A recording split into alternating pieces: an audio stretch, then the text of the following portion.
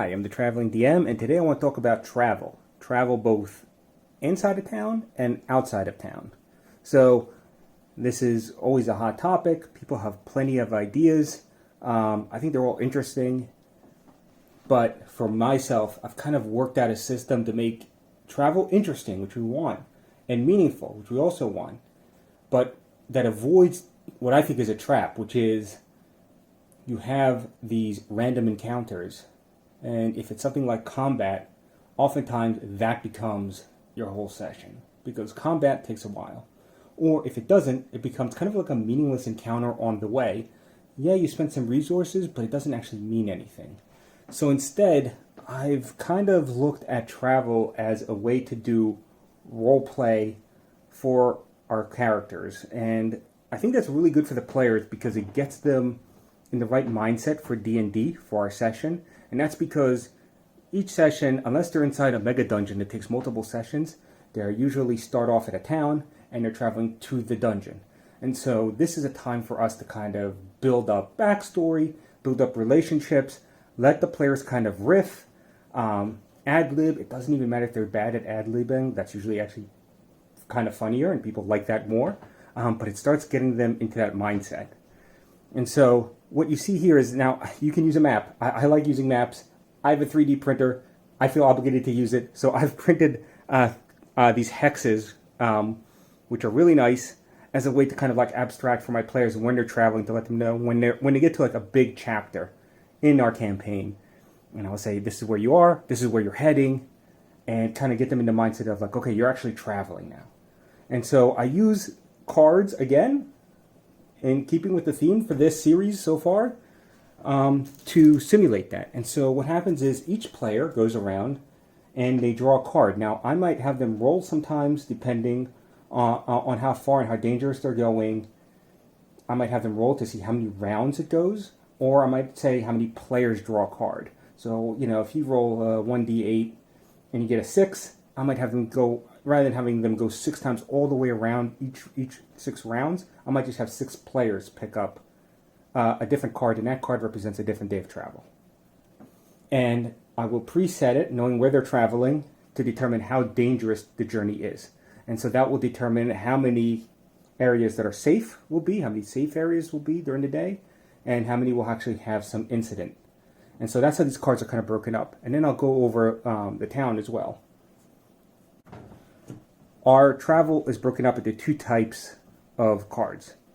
You can draw a clear road, which you can see here, and I will read it because I know it's really hard to tell on the camera.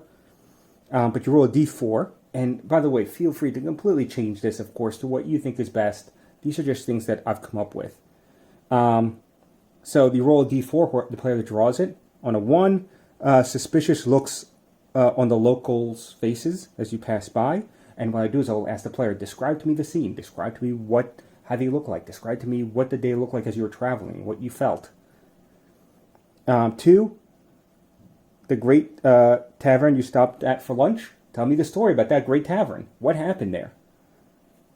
3, the eerie quiet. Where is everyone? Again, I ask the players, describe it to me. Describe me the quiet. Describe to me the surroundings. Describe to me what you think is going to happen. 4, the creepy child silently staring at you as you pass.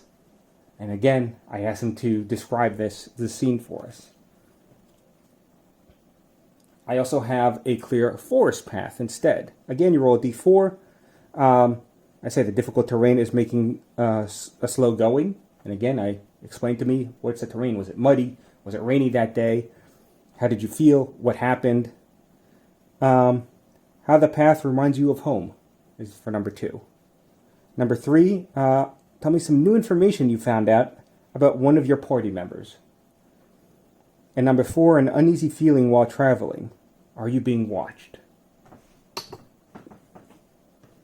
And so the other part we have here is incidents. These are things that you find along the road. So how do I handle a random encounter, making it interesting, make it exciting, but without having to go through the time that we're going to spend doing a combat, which is random and usually not very important to the campaign. And so we don't want to spend time on it, but we still want it to happen. So here is an owlbear attack.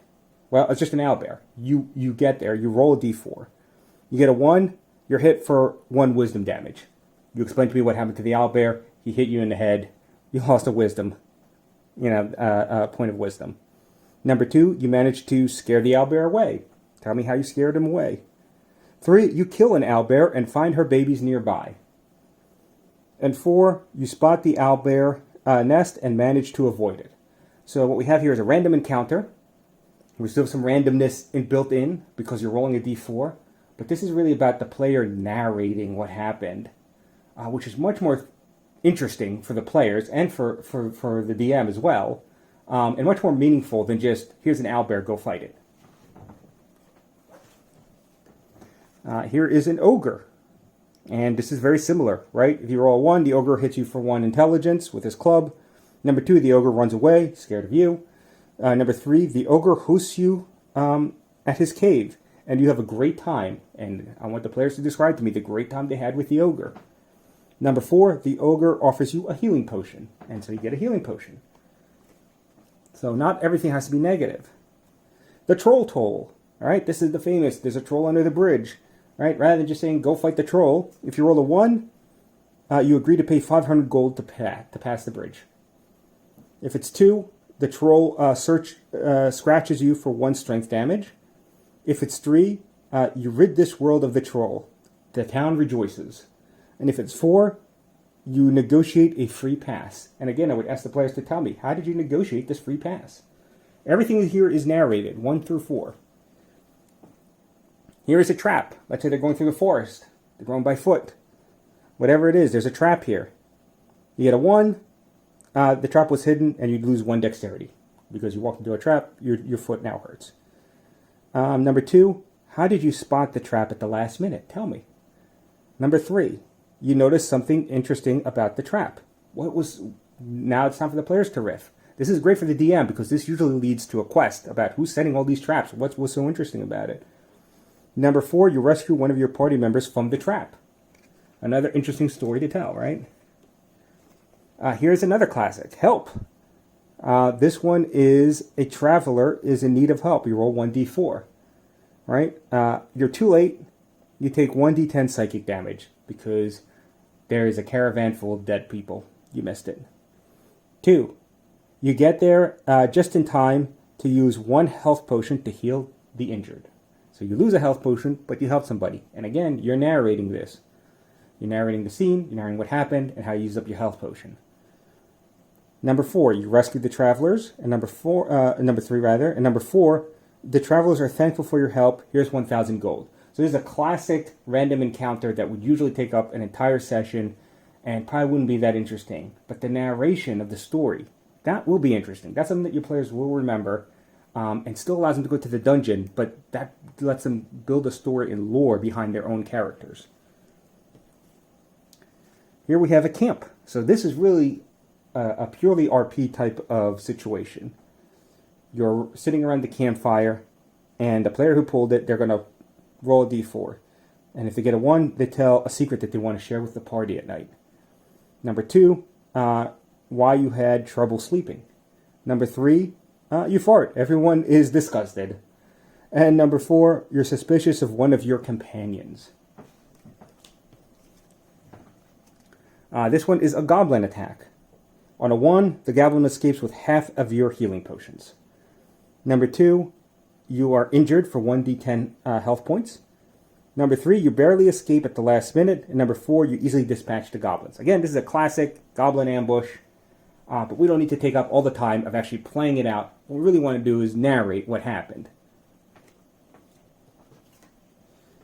Here's one where you come across a tavern. Right? Let's say you come across a tavern while you're traveling.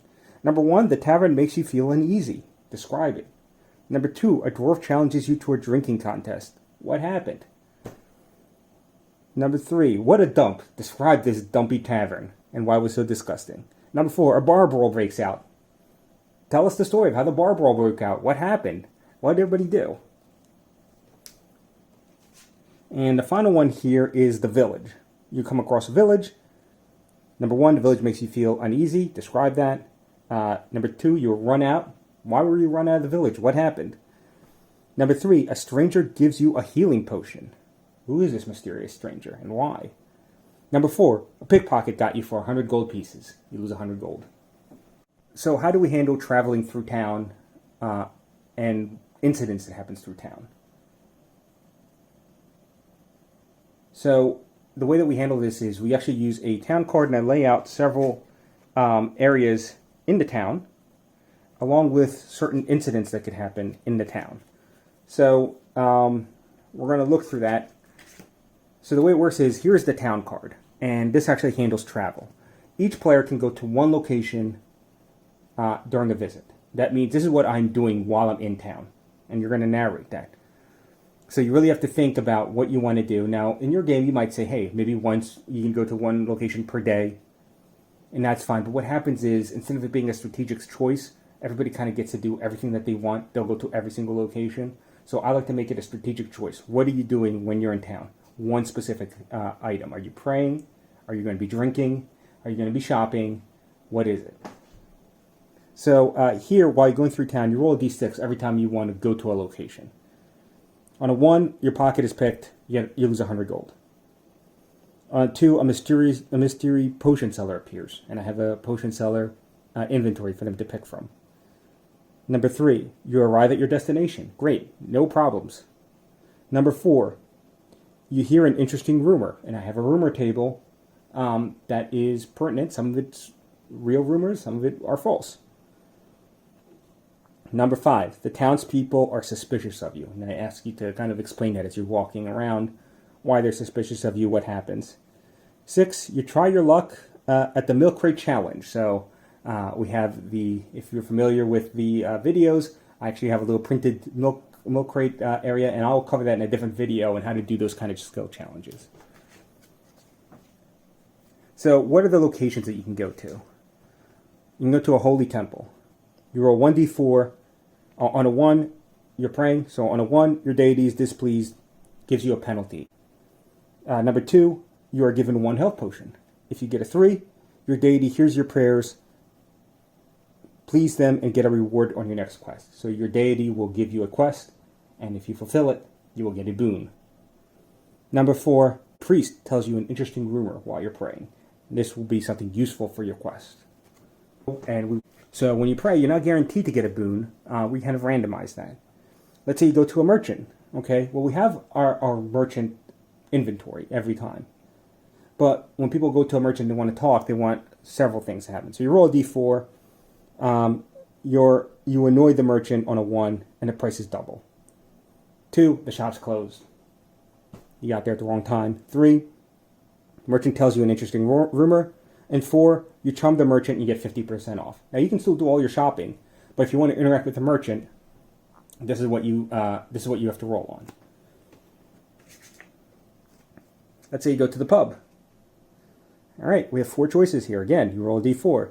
Number 1, you're challenged to a drinking challenge, and again, that's a skill check that we do against each other. Number 2, food poisoning. This town's signature dish makes you sick. What was that? What was their signature dish? And you lose 1d10 health points.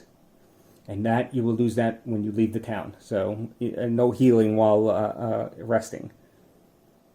3, you wake up the next morning with a headache. You only remember a few details. Narrate those details for us. And number 4, the bartender tells you a rumor. And the last one here is you could pull a guard approaches. And this is really the only real incident on here, the only negative on here. So he approaches. If you roll 1, you surrender all of your weapons, or you pay a 500 gold piece fine. Number 2, you help the guard foil a robbery.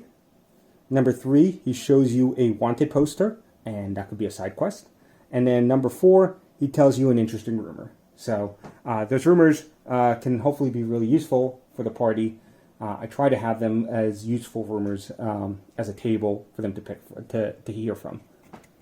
And so in this way, now we've made town travel and outside travel interesting and meaningful and hopefully impactful, but without it dominating an entire session.